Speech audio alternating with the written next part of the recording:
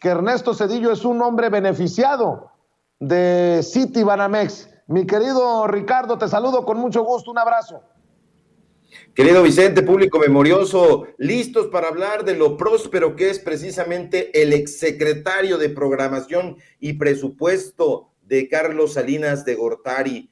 Y es que Ernesto Zedillo Ponce de León, este sujeto que, como bien glosas, es señalado por haberse enriquecido desde la dirección de Citigroup, es una auténtica fichita. Recordemos, público memorioso, que aunque fue salinista, ulteriormente traicionó al propio Salinas de Gortari y ordenó incluso el arresto de Raúl Salinas de Gortari, hermano de su ex jefe. Así de avieso era y seguirá siendo Zedillo. Este sujeto que además, público memorioso, no hay que olvidarlo, hay que subrayarlo, ordenó la implementación del Fobaproa, a quien algunos en nuestra generación llamábamos simple y llanamente el Robaproa. Y es que no se nos olvide tampoco que este Fondo Bancario de Protección al Ahorro fue un fraude enorme y vil, donde los dueños de bancos, aseguradoras y fondos de inversión quebraron y fueron rescatados por el Estado mexicano, encabezado en ese momento por Ernesto Zedillo. Que tampoco se nos olvide, público memorioso, que el gobierno de Ernesto Zedillo, en pleno apogeo neoliberal, endeudó al pueblo trabajador mexicano con una cantidad enorme que se calcula incluso podría terminarse de pagar hasta el año 2070.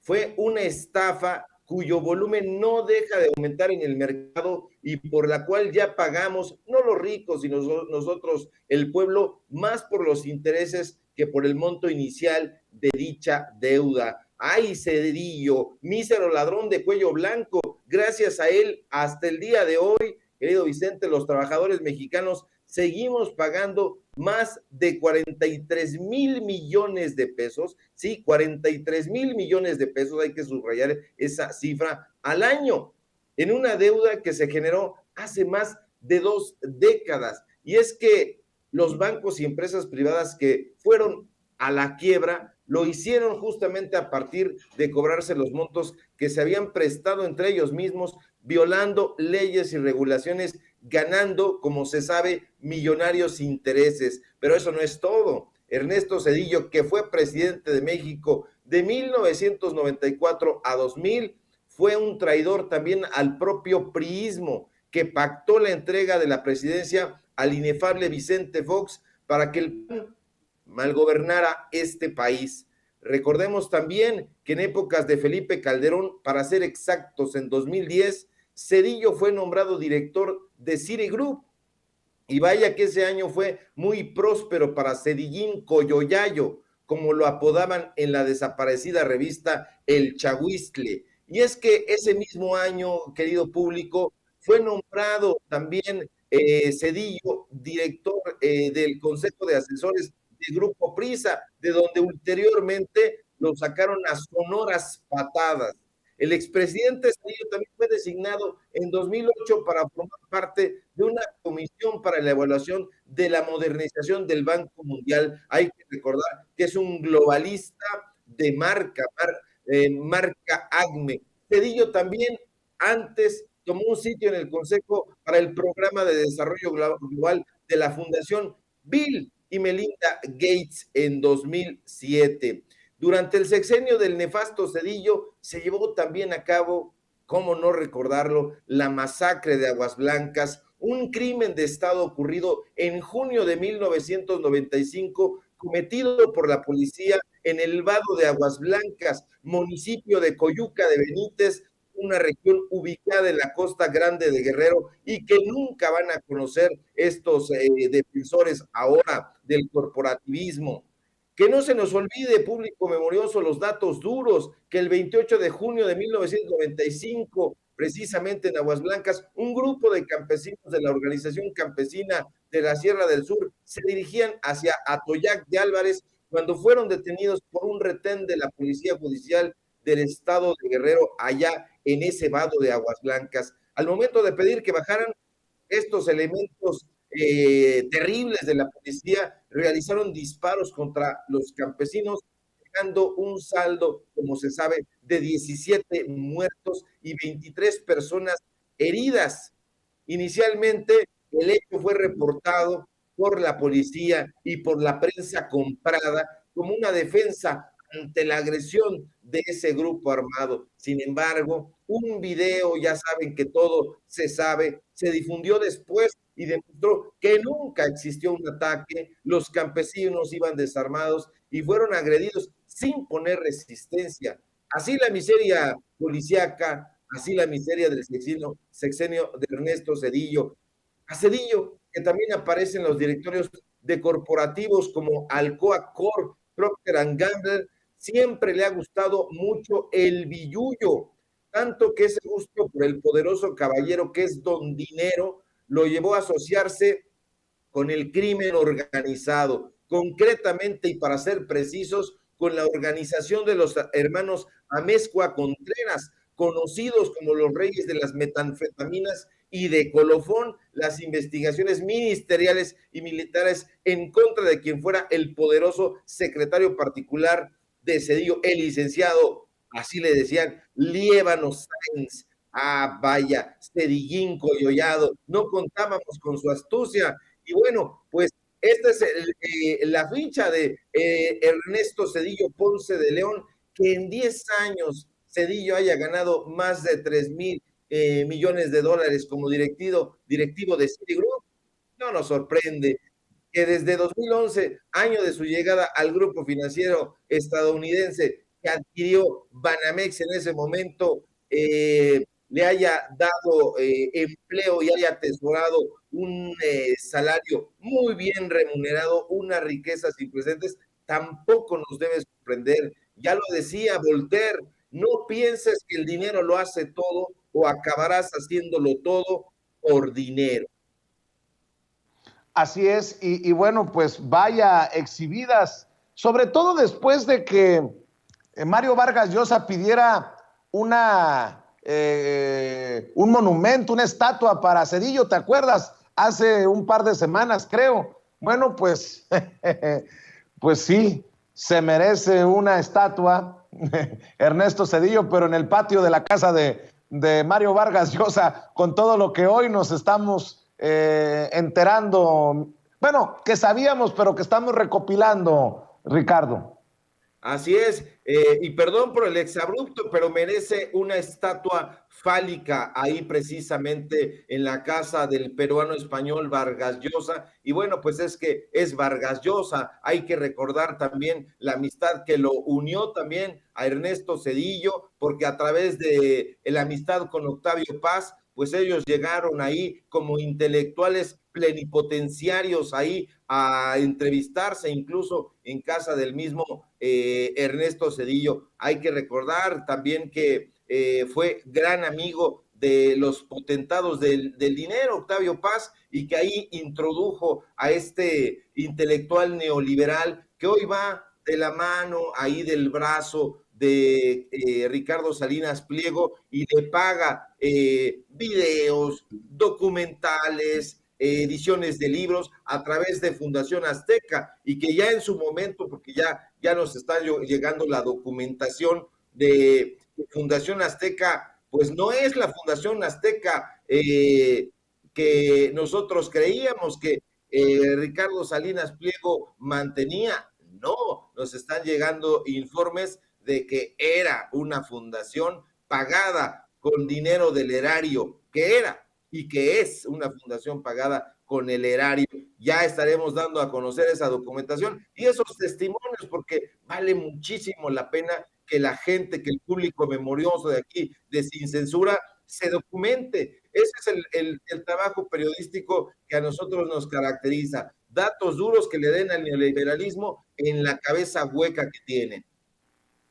Así es, y si me permite, Ricardo, vamos a ver y escuchar al presidente Andrés Manuel López Obrador, quien hoy en la mañanera exhibió la inmoralidad de Zedillo y también se llevó de pasada a Calderón por irse a empresas de las que se beneficiaron. que beneficiaron cuando eran presidentes y de las que se beneficiaron después de dejar la presidencia. Señor presidente, el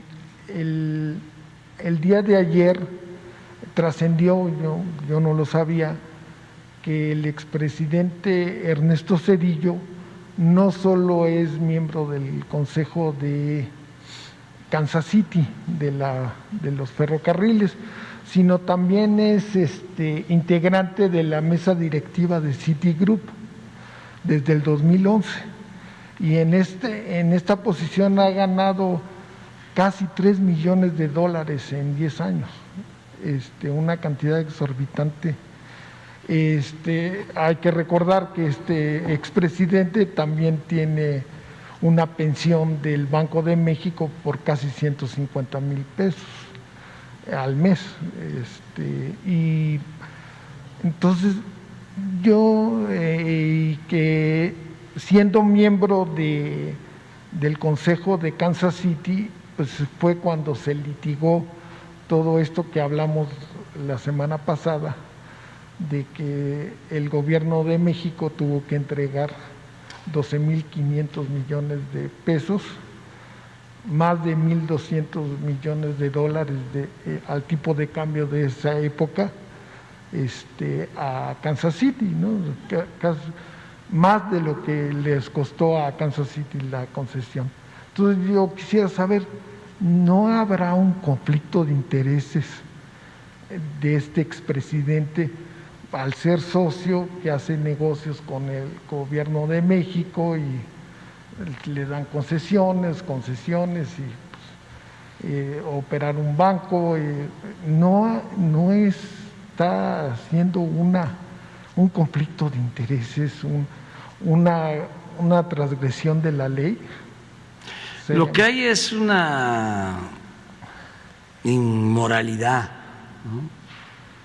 Un hecho completamente inmoral. Legalmente no había ninguna norma.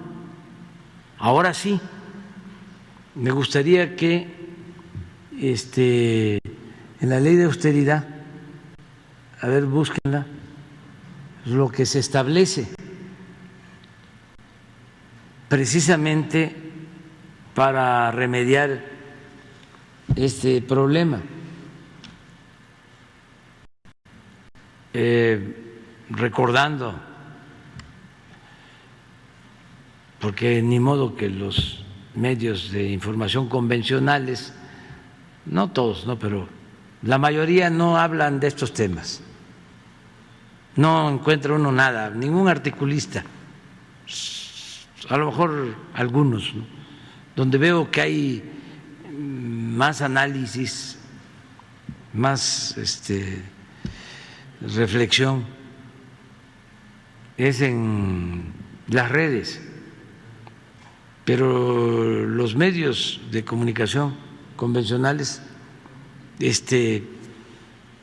no tocan estos temas, porque ellos están implicados, porque ellos sirvieron para legitimar todas estas arbitrariedades, sobre todo con su silencio.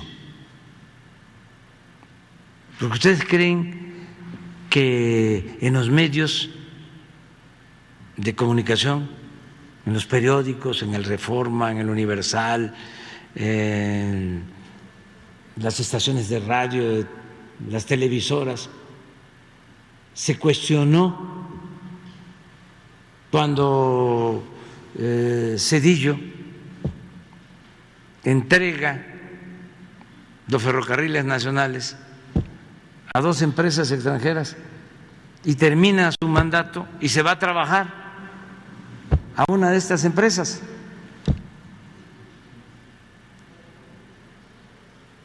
¿Creen ustedes que se cuestionó eso en su momento? Nada. Si por eso estamos viviendo un momento estelar, en la vida pública del país, porque ahora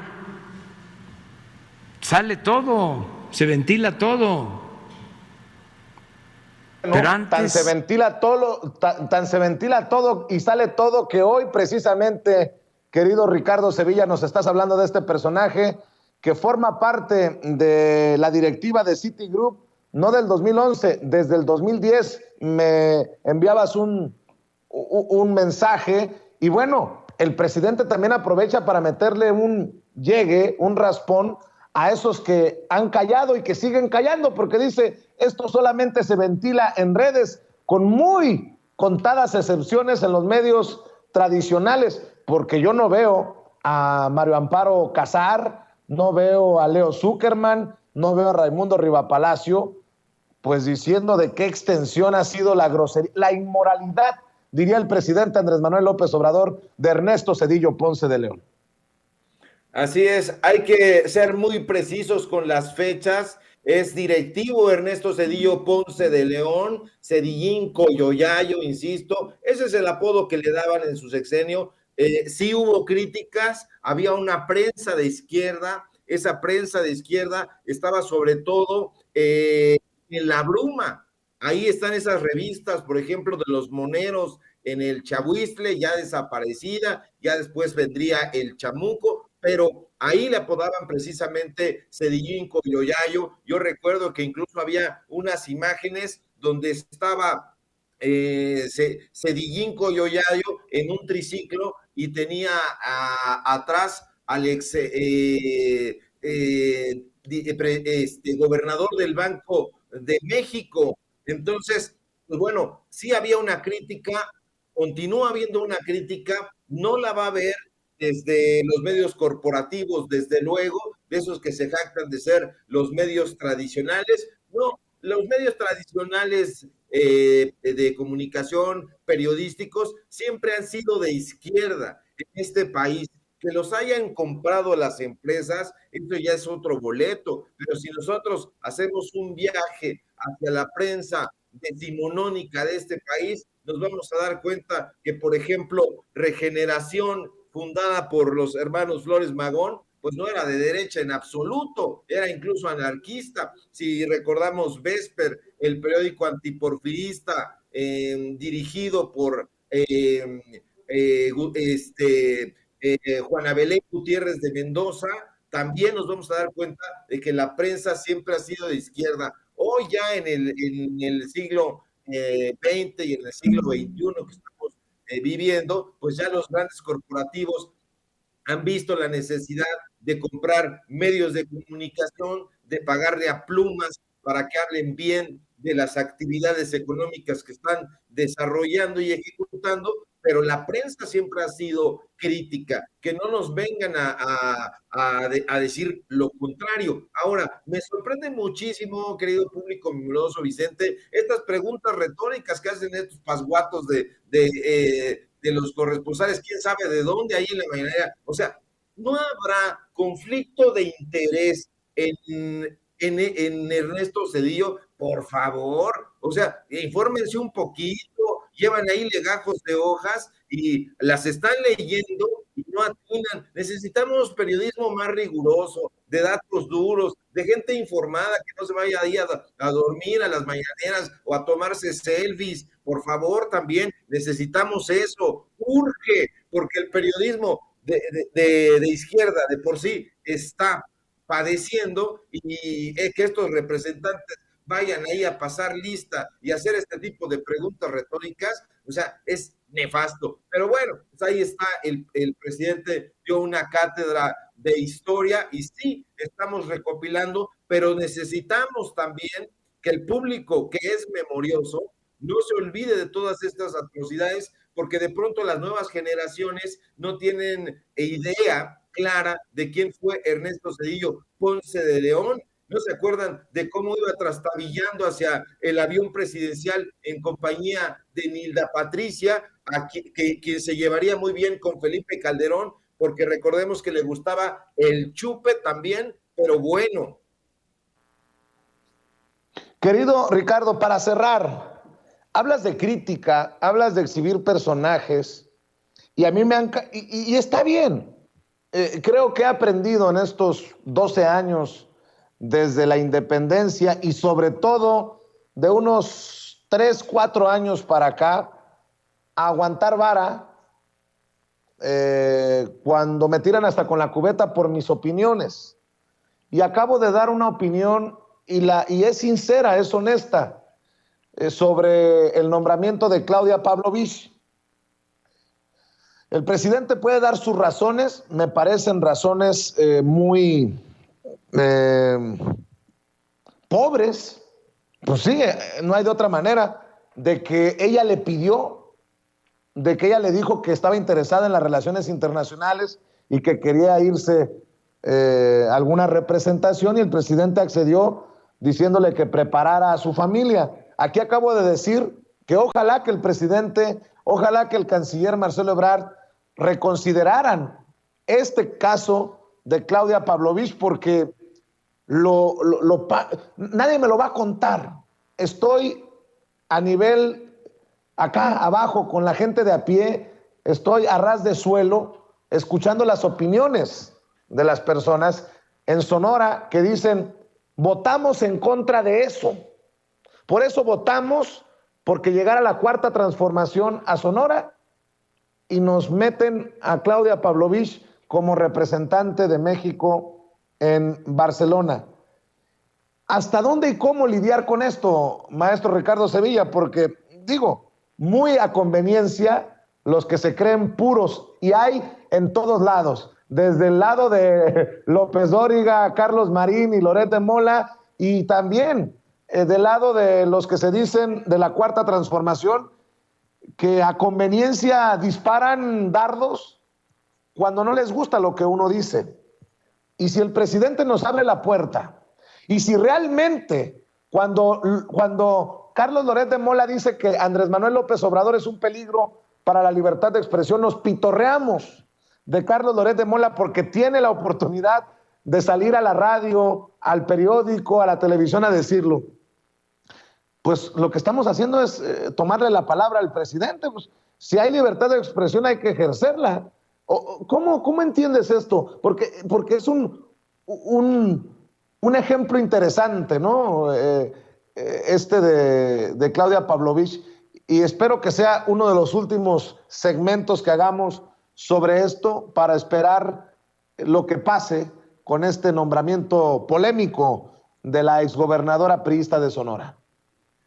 Sí, yo también veo una mala decisión. A lo mejor fue una decisión estratégica. A lo mejor, bueno, hay que recordar que Claudia Pavlovich, ahora yo ya sé que es Pavlovich, antes pensaba que era Pavlovich, pero es Pavlovich. Bueno, que esta mujer es priista y bueno, pues ahorita está en curso la aprobación de la reforma eléctrica. Y pues a lo mejor es una estrategia política de pragmatismo, allegarse a algunos personajes del PRI para perseguir intereses mayores, pero sin duda Claudia Pavlovich es una de las personas más nefastas ya en términos de personalidad política que hayan existido. Yo lo recuerdo perfectamente porque a mí me tocó trabajar precisamente en el Instituto Mexicano del Seguro Social cuando se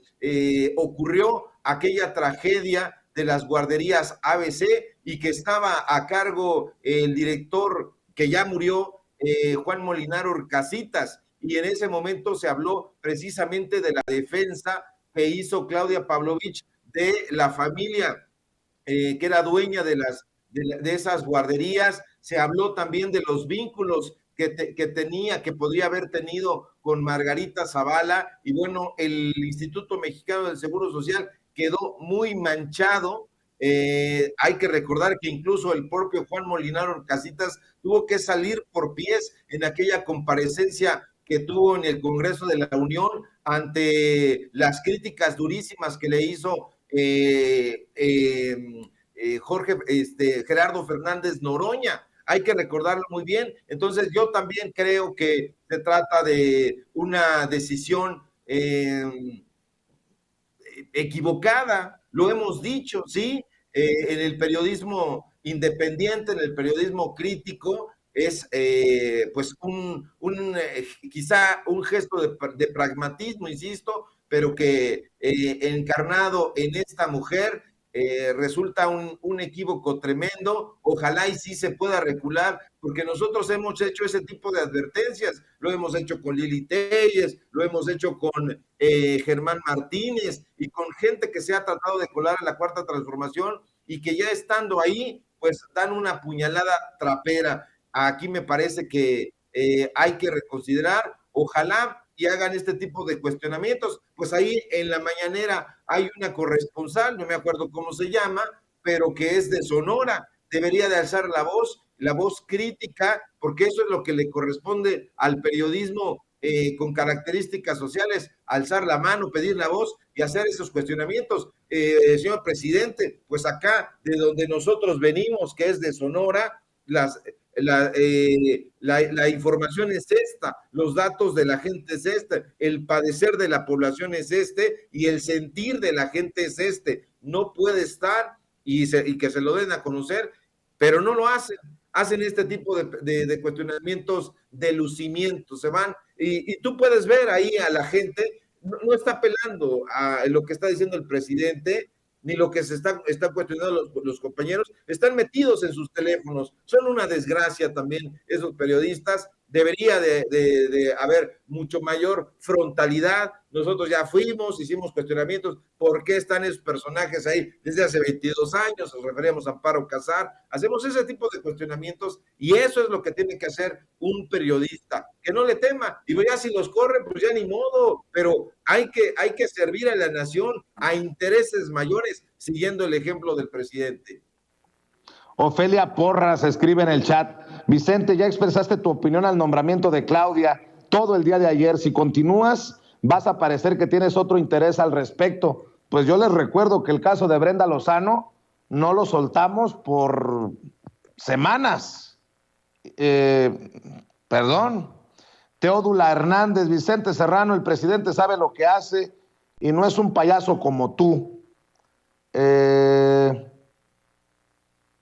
Vicente quiere decir su opinión una y otra vez para que la audiencia le quede claro que no es un aplaudidor. Y los leo a todos, porque no tengo, y prefiero leer las críticas porque no le tengo miedo a la crítica cuando estoy convencido de lo que digo, obviamente, cuando creo que tengo los datos duros, como les llama el querido Ricardo Sevilla. Marisela Rodríguez: Vicente Serrano, el presidente tiene que sacrificar algo por una cosa mejor para el pueblo mexicano y eso es la reforma eléctrica. Juan José Aguilera: Vicente, ya siéntate, y otro tema. El presidente sabe lo que hace y no es payaso, como tú comprenderás. Falta que digas que Noroña es un genio. Pues no sé qué tiene que ver Noroña en esto. Gus dice: es una decisión estratégica, pero no moral.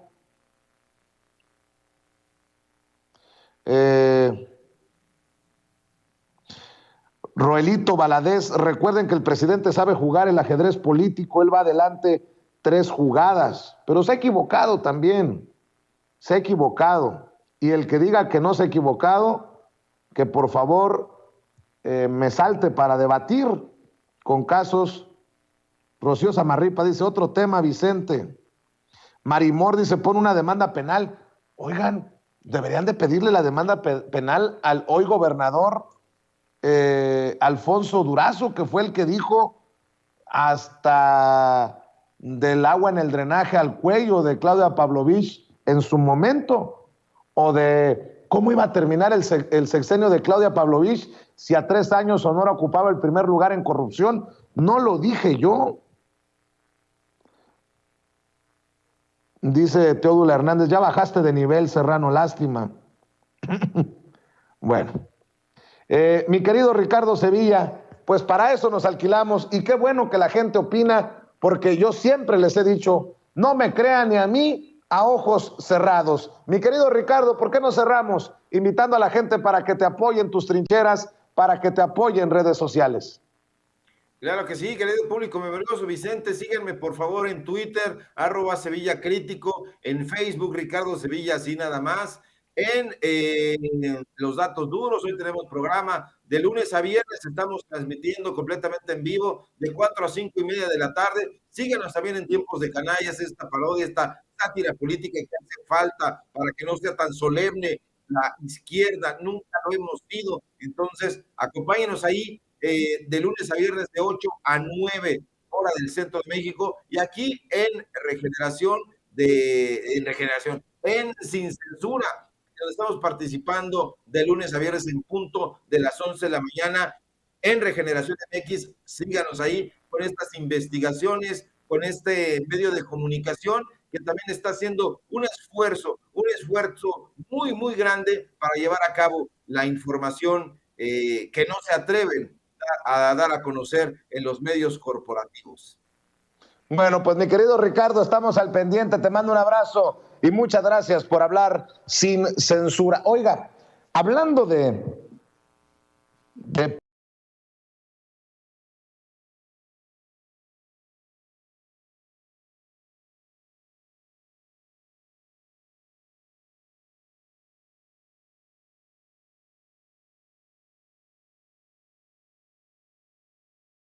amigos, para entrarle a la mesa de diálogo, ya llegó la diosa poblana, ya llegó la querida Meme Yamel. ¿Cómo estás, Meme? Nuestra corresponsal en la mañanera. Meme Yamel ya está lista para hablar sin censura. Querido Vicente, ¿cómo estás? Muy buenas tardes a a la bonita familia de Sin Censura, a todos los que nos ven y nos escuchan. Qué bonito poder compartir como cada semana con todos ustedes. Te saludo con mucho gusto, querida Meme, y saludo al sensei, escritor, analista y miembro de esta familia Sin Censura, el maestro Ramiro Padilla Tondo. ¿Cómo anda, Ramiro? Hoy les mando su corazón peñaniatista, pues como siempre, cada día más carita, ¿se nota o no? No, solamente en tus sueños, mi querido Ramiro. A ver, ¿qué está pasando en el PRI? Le preguntaba a Quique Legorreta, porque parece que el PRI está en un proceso de explotar. Yo no sé si tú lo veas así, Meme Yamel, pero te pregunto, Omar Fayad dice que es un despropósito esto de amagar con expulsar a los priistas que acepten un puesto en la Cuarta Transformación, como lo advirtió Alito Moreno, el presidente nacional del PRI. Y por su parte, el coordinador de los senadores del PRI, el Chino Chong, Miguel Ángel Osorio Chong, acusa que priistas que aceptan cargos diplomáticos de Andrés Manuel López Obrador traicionan a la militancia. A través de su cuenta de Twitter, Miguel Ángel Osorio Chong escribió: hay priistas muy comprometidos que trabajan para que otros tengan la oportunidad de llegar a un espacio público. Por ello, los priistas no deben aceptar cargos de gobierno de una extracción distinta, y menos después de un resultado adverso, pues traicionan a la militancia. Muchos me han criticado por insistir en el tema de Claudia Pavlovich, pero bueno, creo que aquí también queda demostrado que el presidente va 2 pasos adelante. Está provocando tal vez el desmoronamiento del PRI, el desmoronamiento final del PRI con estas luchas internas, Meme. Esa es la prueba, esta es la prueba de que sí funcionó. Yo estoy de acuerdo contigo, yo tampoco soy fan de Claudia Pavlovich. Entiendo la estrategia y me queda claro que funciona. Aquí está la prueba de esa estrategia, pero particularmente con ella yo no, me da un no sé qué sé yo. Pero aquí está, como les decía, ¿no? El hecho de que Miguel Ángel Osorio Chong hoy esté del lado de Alito Moreno y no del lado de Omar Fayad está comprobando que la estrategia del presidente sí funciona. Porque en tiempos normales, en un día cualquiera, uno pensaría que Miguel Ángel Osorio Chong estaría del lado de Fayad. O sea, es más o menos la misma corriente. Los Murillo Karam, Miguel Ángel Osorio Chong, o sea, estamos hablando de los priistas de Hidalgo. Entonces, de alguna manera uno pensaría que, o más bien, uno tiene más pruebas de que Osorio Chong de un día normal podría estar de acuerdo con Omar Fayad y no con un Alito Moreno. Recordemos que Alito Moreno es más de una corriente de Luis Videgaray, y si regresamos un poco en el tiempo, había disputas por quién iba a ser el candidato del PRI en aquel tiempo, si iba a ser Osorio Chong, si iba a ser Videgaray, ¿no? La apuesta era ellos dos, y se decide que sea José Antonio Meade, ¿no? Que era como lo mejor de dos mundos, habían mencionado los priistas de forma interna en sus filas, y para evitar discrepancias y como buscar un tema de unión y que no se fraccionaran el partido, pues apuestan por un Meade y no por un Osorio Chong, que muchos lo consideraban el candidato natural del PRI, o un Luis Videgaray, que prácticamente ya había gobernado y que con los cambios que se habían hecho de la Secretaría de Hacienda a la Secretaría de Relaciones Exteriores, pues se sabía que la estrategia estaba enfocada a que fuera candidato Videgaray, y después pues las cosas cambiaron abismalmente. Por eso es importante que uno conozca esta historia de las corrientes o de los grupos priistas, porque solamente así es cuando nos damos cuenta que la estrategia del presidente está funcionando. No es normal que Miguel Ángel Osorio Chong opine distinto a un Omar Fayad. No es normal, porque son de una corriente política priista similar, ¿no? Del grupo Hidalgo. Son de este grupo de políticos que pues que han encabezado el gobierno del estado de Hidalgo, que han estado muy presentes. O sea, estamos hablando de estos personajes. Lamentablemente, para los priistas, caen en el juego del presidente, que aquí es en donde entra el lado Alito Moreno. Alito Moreno se está viendo muy novato, o sea, Alito Moreno está demostrando la novatada de político que es, porque, y también Miguel Ángel Osorio Chong, porque un político estratégico sabría lo que está haciendo el presidente Andrés Manuel López Obrador. O sea, la estrategia de este momento es divide y vencerás, y lo está logrando. Hay dos fracciones de priistas, los priistas que si quieren trabajar con esta administración, los priistas a los cuales invitan y dicen, pues va, ahí voy, los priistas que se están exhibiendo como traidores al priismo, porque eso sí es cierto, y están los otros priistas que quieren defender a capa y espada un partido que ya no tiene mucha razón de ser, un partido que ha traicionado sus documentos básicos, su ideología. O sea, es un partido político que no tiene mayor razón de ser. Así que creo que esta parte es muy importante que la podamos mencionar, porque está dando la prueba real, fehaciente y aparte pronta y expedita, de que el presidente sabe lo que hace. Aunque no estemos de acuerdo con algunos temas, pero es una estrategia que está funcionando, y aquí están los resultados. Querido Ramiro, ¿cómo ves este proceso de tensión o de desmoronamiento del PRI? Parece que hay una lucha interna ahí, que en momentos es todos contra todos, y pues hay que decirlo, esto lo provocó el presidente Andrés Manuel López Obrador con los nombramientos de cónsules y embajadores dados a conocer hace un par de días.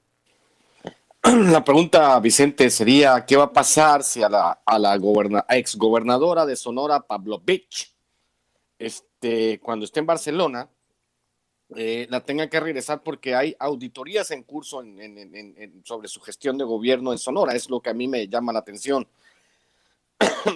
que pues hay mucho ruido de fondo con los nombramientos, como toda la gente le da por especular, nos da por especular, que es parte también de nuestro trabajo, pensar, ¿no?, los posibles escenarios de lo que sucede con este tipo de nombramientos. Yo también me pregunto qué va a pasar si pues derivado de las auditorías que se hagan en Sonora, a la señora Pavlovich, ya una vez que esté instalada allá en Barcelona, tenga que regresar a México a rendir cuentas sobre sus actos en Sonora. Esa es una pregunta. Ahora, por el otro lado, vamos, agarrar a patadas al PRI, pues es como, ¿cómo te diré? El presidente como que se está viendo bien abusivo, ¿no? El PRI está en el piso y todavía va el presidente y lo agarra a patadas, ¿no? Ya lo agarra a patadas ya cuando está en el piso, pero pues es que hay que entender que hay ciclos que se cumplen. En el caso,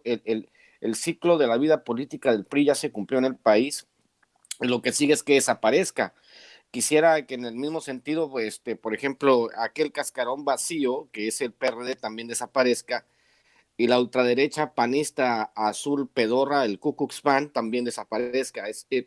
Es parte de estas lógicas, parte de, digamos, de la evolución de las sociedades. Las sociedades vamos evolucionando hacia cosas distintas. Que el PRI esté ya a punto de desaparecer o que tenga su fuerza política sea mínima, no representa más que el hecho de que nosotros como ciudadanos mexicanos estamos avanzando hacia un nuevo tipo de madurez. De repente, igual que tú, yo me pregunto por qué necesidad, dijo Juan Gabriel, ¿para qué tanto problema? Acuérdate que lo digo, ¿para qué? O sea, está bien una estrategia, pero uno se pregunta, somos 130 millones de mexicanos y escoges una gobernadora priista que nomás no, y aparte que es del grupo de Beltrones, pues por eso de repente uno le brincan este tipo de cosas y luego ya uno dice que la estrategia, que está desmembrando el PRI, sí, pero hay muchísimas maneras de desmembrar al PRI, no nombrando personas con pasado cuestionable, es el tipo de cosas que a uno le entran, como por ejemplo cuando Mario Delgado nombra a la esposa de un cacique priista candidata a la gubernatura de Nuevo León,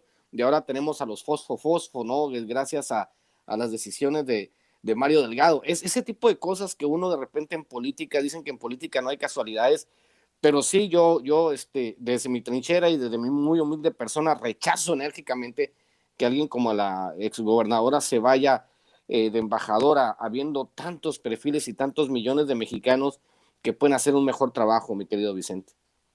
Así es, y bueno, ya que estamos en estas cosas, leo de Sin embargo MX, a ver qué les parece. Es un tema que hemos abordado una y otra vez, pero me parece interesante lo que publican los colegas de Sin embargo.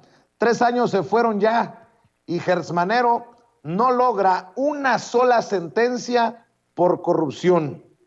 Gertz Manero cumple 3 años como fiscal general de la República, entre acusaciones por no respetar la autonomía de la dependencia, con la apertura de menos carpetas de investigación que la extinta Procuraduría General de la República, y trae a cuestas la falta de sentencias en casos emblemáticos de corrupción.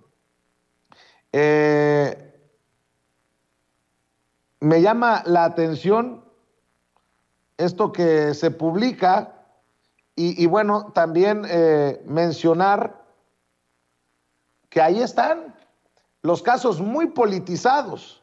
Los expertos entrevistados por Sin embargo MX hablan de una fiscalía que sigue operando con la misma estructura, con la misma lógica que la Procuraduría General de la República. No solo no ha abierto la comunicación con la sociedad civil y las víctimas, sino todo lo contrario. Incluso podemos decir que hemos dado un paso atrás en este aspecto, dice el abogado Eduardo Rojas.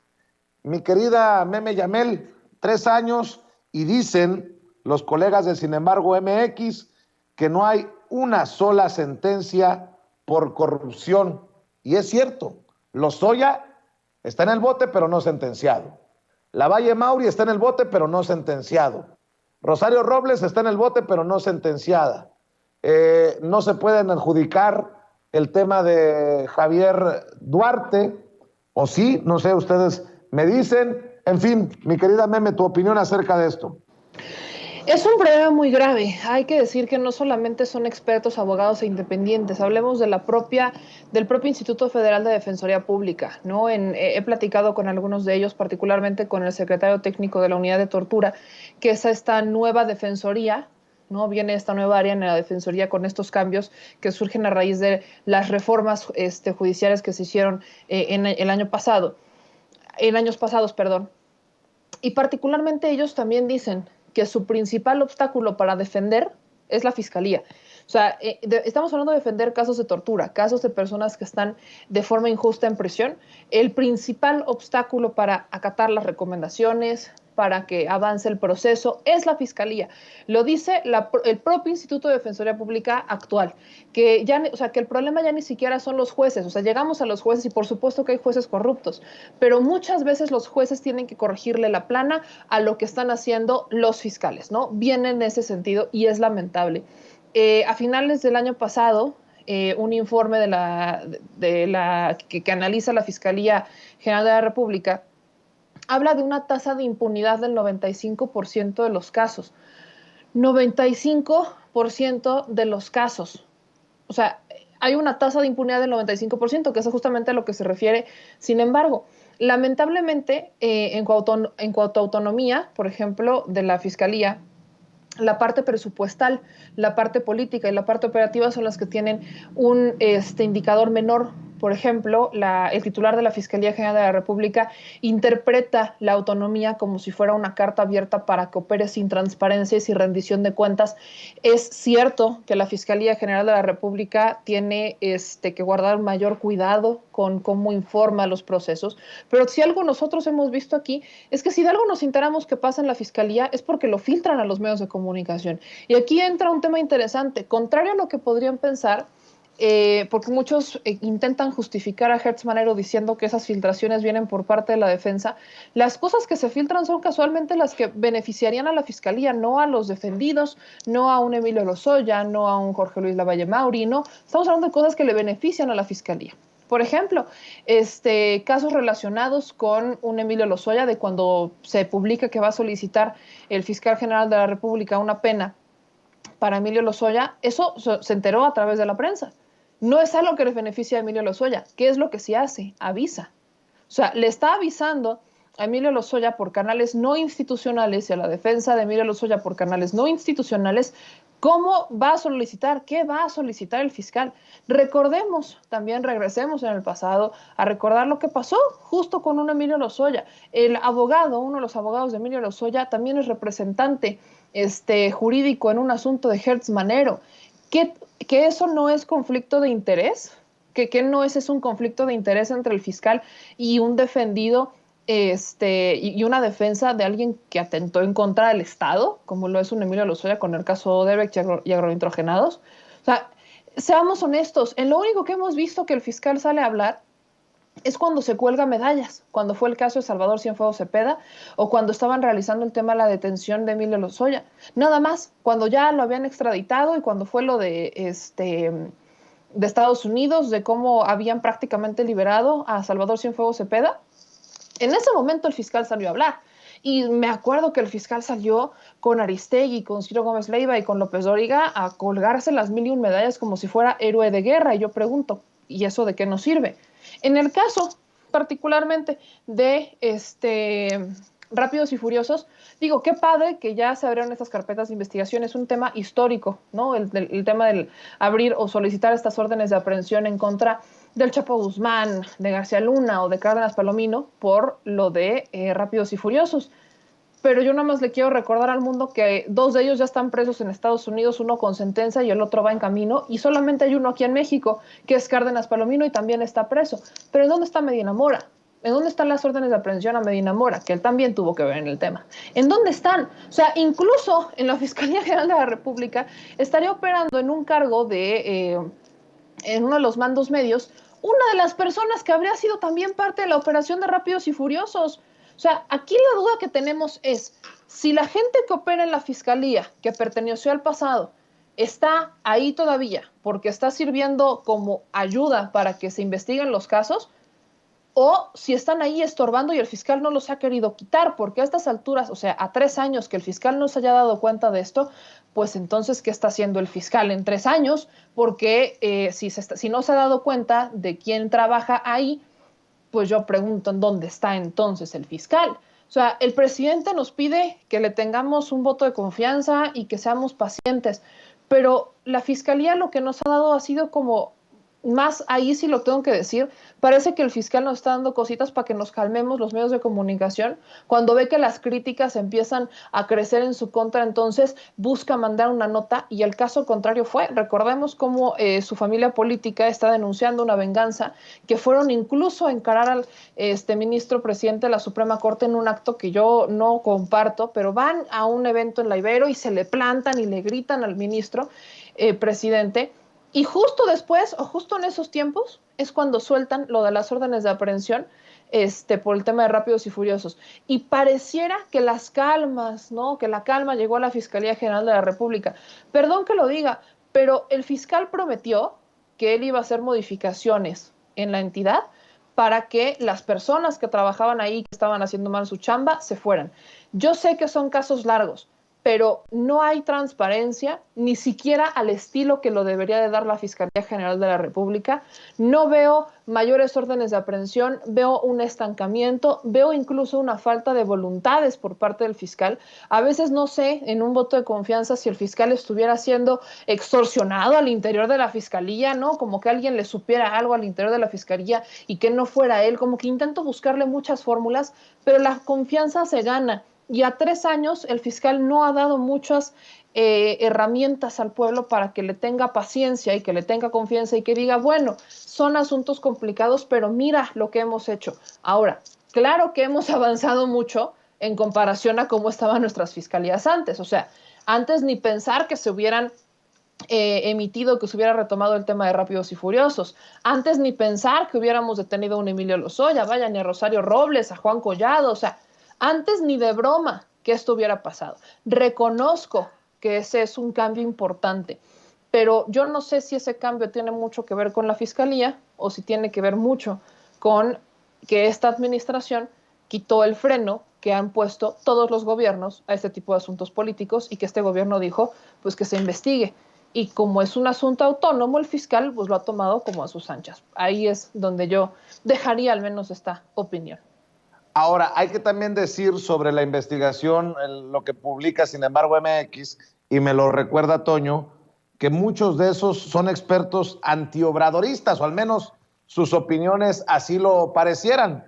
Una de ellas dice que Gers Manero es el perro de la presidencia, para irle midiendo el agua a los camotes, pero eso no quita que, pues a 3 años, Gers Manero parece que nos deba más de lo que nos ha dado como fiscal general de la República, Ramiro. Tú y yo hemos tenido nuestros desencuentros con respecto a la labor de Gers Manero en otras circunstancias, en otros programas. Y déjeme decirle al público de Sin Censura que 4 de cada 10 presos en México no tienen sentencia. Es un problema endémico y las cifras son del Censo Nacional del Sistema Penitenciario Federal y Estatal. En 2021 puntualiza que 86,317 personas, 86,000 personas, que corresponden al 40.9%, están bajo la medida cautelar de prisión preventiva y no tienen sentencia. No es un asunto solo de la Fiscalía, sino es un problema endémico de México, donde se les da la prisión oficiosa preventiva, y pues te vas al bote, y si te robaste un gansito en una tienda, te meten 7 años al bote, y se les olvida que estás en el sistema penitenciario y nunca te sentencian. No es un asunto solo de la Fiscalía, es un asunto del sistema judicial mexicano de toda la vida. Pues lo hemos dicho tú y yo, Vicente, muchas veces. El tema es más que nada del marco legal con el que está diseñado el sistema judicial, que básicamente es un elefante reumático. Por eso de repente sí uno dice, uno quisiera ver acción, uno quisiera ver chingadazos, uno quisiera que ya la gente está sentenciada en el bote, pero desgraciadamente la media indica que si 4 de cada 10 presos en México no tienen sentencia, pues esa circunstancia no va a cambiar, porque obviamente yo decía, ya cambió al tema de los juicios orales, pero el sistema judicial en México hasta hace pocos años era el mismo sistema que utilizaba Fernando VII. Imagínense nomás, Fernando VII, un rey español del siglo XVIII, del siglo XIX, donde todo era por triplicado y por escrito. Entonces, cambiar esta lógica de este sistema judicial, pues todavía va a llevar algunos años y quizá nos lleve una generación. Por eso a mí no me sorprende que no haya sentencias. Uno quisiera, ¿no? Que se pudiera, que uno entrara, que fuese la justicia fuera rápida y expedita, y que en 24 horas ya con todas las evidencias te sentenciaran, te metieran al bote y dijeran, esto es lo que te toca pagar, te tocan 7 años, 8 años y a la chingada, o 20 años, lo que sea, ¿no? Pero la realidad es que hay muchas cosas que no están en manos de las autoridades, porque pues es el marco legal el que determina cómo se ejecutan o cómo se hacen las auditorías, cómo se hacen los juicios, cómo se vinculan a procesos. No sé, yo no soy abogado, pero sí veo que en estas circunstancias es extremadamente difícil por lo mismo, porque pues si te digo, si 4 de cada 10 presos mexicanos no tienen sentencia, pues ¿qué esperamos de los demás, no? Así es, y bueno, de las cosas que tengo aquí en la mesa para cerrar, Ramiro, el buen Rafa Herrera fue mencionado en la mañanera por denunciar en Twitter las fake news de una panista, ¿no? Y es citado, pues, en el quién es quién en las mentiras de la semana. Positivamente, hay que decirlo. La fuerza de las redes sociales también se queda de manifiesto en la mañanera, mi querida Meme, a la hora de desmentir las fake news y de hacer un contrapeso a la infodemia. Es una iniciativa creo que muy positiva porque no solo los medios machuchones o los nacionales mienten, sino que muchas veces ellos toman noticias que salen como rumores o que son falsas desde las redes sociales. Hemos visto que si toman un rumor para convertirlo en una noticia y gran noticia y exclusiva, bueno, seamos honestos, también toman las publicaciones que son falsas, que están editadas, que son mentira, las toman y dicen, miren, es que aquí tenemos unos denunciantes, o miren, es que aquí están, y los usuarios ni siquiera existen, a veces hasta creo que son creados por ellos en algunos casos. Así que cuando vemos que desde las redes sociales también se construyen muchas mentiras, creo que es muy valioso que desde quién es quién le den oportunidad a las audiencias, a la gente, al pueblo, de decir, oye, a mí me llegó, pues cuántas veces no hemos visto esta carta que lleva circulando desde el 2006, creo, de que si llegaba el presidente Andrés Manuel López Obrador al gobierno, nos iba a quitar la propiedad privada y no sé qué. Bueno, siguen con esa carta, nada más le van modificando palabras y la fecha, y siguen con esa carta y luego la convierten en noticia. Entonces, el hecho de que hoy, por ejemplo, Rafita fuera el que inaugura la ascensión con aguas con este fake news, es muy positivo, porque estamos viendo cómo se puede desde nuestra trinchera decir, oigan, sabemos que esto es falso, nada más que valdría la pena que se mencionara en Palacio Nacional, que se mencionara en la mañanera y que se empezaran a desmentir el asunto que tiene hoy que ver con la salud, el tema de los niños, o sea, todos estos temas son utilizados para golpeteo político porque son temas muy sensibles, o sea, estamos hablando de la salud, estamos hablando de vidas, entonces son temas que se usan mucho y que son muy rentables y son muy emocionales y que pegan mucho, y por ahí han querido entrar todo político ha buscado entrar desde esa trinchera. La diferencia es cómo lo hacen, ¿no? Si lo hacen, si de verdad tienen el interés de atender estos casos o no. Y en el caso de las pruebas COVID, pues tenemos a estos panistas que todo lo hacen negocio. O sea, hablamos de 400,000 pesos al día que se ensartan estos alcaldes de la Miguel Hidalgo y de la Benito Juárez, panistas, que hasta parecen siameses a estas alturas, ensartarse casi 500,000 pesos diarios por estas pruebas COVID, y me encanta porque salían con sus comentarios de nosotros no estamos ganando ni un peso. Bueno, ¿estos creen que nos chupamos el dedo? Han de creer que no sabemos ni cómo funcionan estos esquemas de amiguitos y favoritismos. Y cuando se empieza a hacer viral esa noticia, pues empiezan a sacar noticias para golpear a la administración y decir, ellos también lo hacen, miren, y no es cierto. Entonces creo que es muy positiva la sección y la celebro mucho. Y fíjate, Meme, que no fue el único tuitero mencionado en la mañanera. También Miriam Yune fue mencionada por el presidente por un tuit con una fotografía en relación a lo que ocurría en Francia. Si el encabezado de esta foto dijera protestas en el malecón de La Habana en contra del régimen socialista, se habría viralizado en segundos, pero no es París, y los que protestan por la reducción de sus pensiones son obreros. Los grandes medios no lo dirán. Mi querido Ramiro Padilla Tondo, hoy queda reflejado, pues, también lo importante de las redes sociales en esto de desmontar narrativas, en esto de ir contra fake news, con el tema de Rafa, con las declaraciones del propio presidente Andrés Manuel López Obrador sobre Zedillo. Dice, de esto hablan nada más en redes sociales, lo analizan en redes sociales, porque no lo hablan los grandes medios. Creo que queda claro quién es quién en la era que vivimos de la información en México. Para cerrar, Ramiro. No, primero que nada, Miriam Yune, pues es una tuitera bravísima, muy inteligente, que hay que seguir.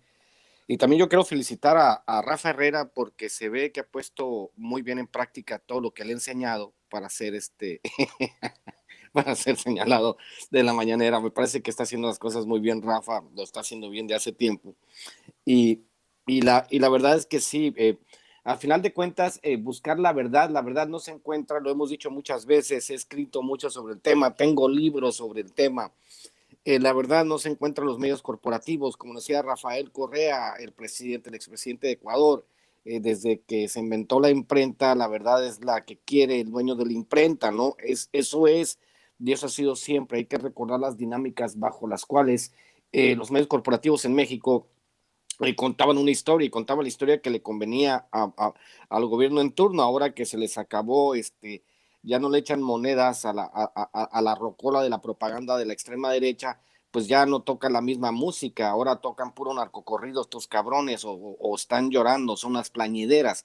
Pero bueno, esa es parte de la circunstancia en la cual vivimos en México, y esa es nuestra chamba.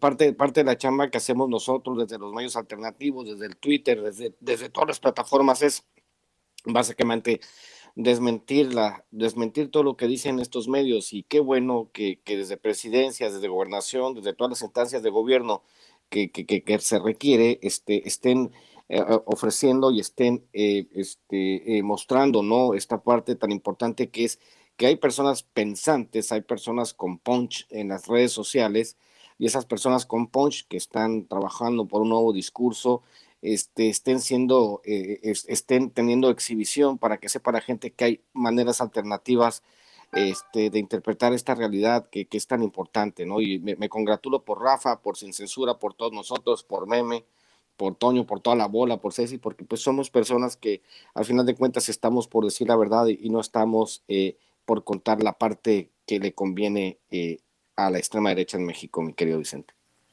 Así es, mi querido Ramiro, ¿por qué no cerramos invitando a la gente para que te apoye en tus trincheras y en redes sociales?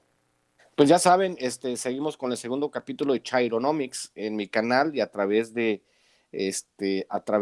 mi canal Ramiro Padilla Tondo y Chairovisión TV vamos a tener nuestro segundo programa, donde vamos a hacer un análisis económico con Abel Ayala y el profe López, el doctor López, doctor en economía. Entonces estamos tratando de explicar cómo funciona la economía desde el punto de vista de la 4T, no desde el punto de vista de la extrema derecha. Y pues mañana nos vemos entre Chairos y Fifís, donde pues le doy sus cátedras al licenciado Gutiérrez Pliego, ya sabes que es clientazo, y nos vemos mañana en la noche y nos vemos hoy en la noche. Y pues sígueme a través de @ChairoIlustrado y @Ramiro Tondo, y pues ahí seguiremos en la trinchera. Y pues ya con Cartas a un Facho pues ya vamos bastante adelantados. Recuerden comprar Maradot, comprar Hojas sin Ruta, comprar El Pequeño Chairo Ilustrado, que son libros que ando moviendo en este momento. Mi querido Vicente, te mando un beso, Meme. Nos vemos. Gracias, mi querido Ramiro. Mi querida Meme, también que te apoyen a ti, porque las noticias son al chile todas las noches en tu canal de YouTube, y también que te sigan en redes sociales. Muchísimas gracias, mi querido Vicente, mi querido Ramiro. Le mando un beso, un corazón peñanietista bien hecho y bien grande, no como el que hace mi querido César, no es cierto. Pero les mando un beso a todos, y acuérdense que me pueden seguir en todas las redes sociales como @memeyamelca, y aquí nos volvemos a ver la próxima semana en Sin Censura.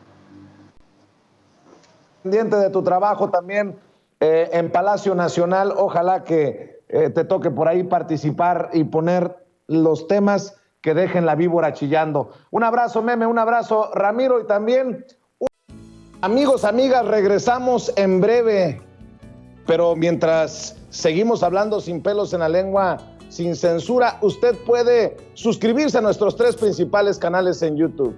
Sin Censura Media, en donde tenemos más de 1.600.000 suscriptores, Sin Censura TV, en donde tenemos más de 1 millón de suscriptores, y en Sin Censura Presenta, en donde queremos llegar muy pronto a los 100,000 suscriptores. Si usted ya está inscrito en Sin Censura Media, suscríbase en Sin Censura TV. Si ya está suscrito en Sin Censura TV y Sin Censura Media, suscríbase a Sin Censura Presenta. Recuerde que es gratis, no tiene que sacar un solo centavo de su bolsillo para apoyarnos. Dele clic en la campanita para que los señores y señoras de YouTube envíen las notificaciones cuando estemos transmitiendo en vivo y en directo o estemos subiendo videos. También nos puede seguir en Twitter en @Vicente Serrano, y hasta en Instagram.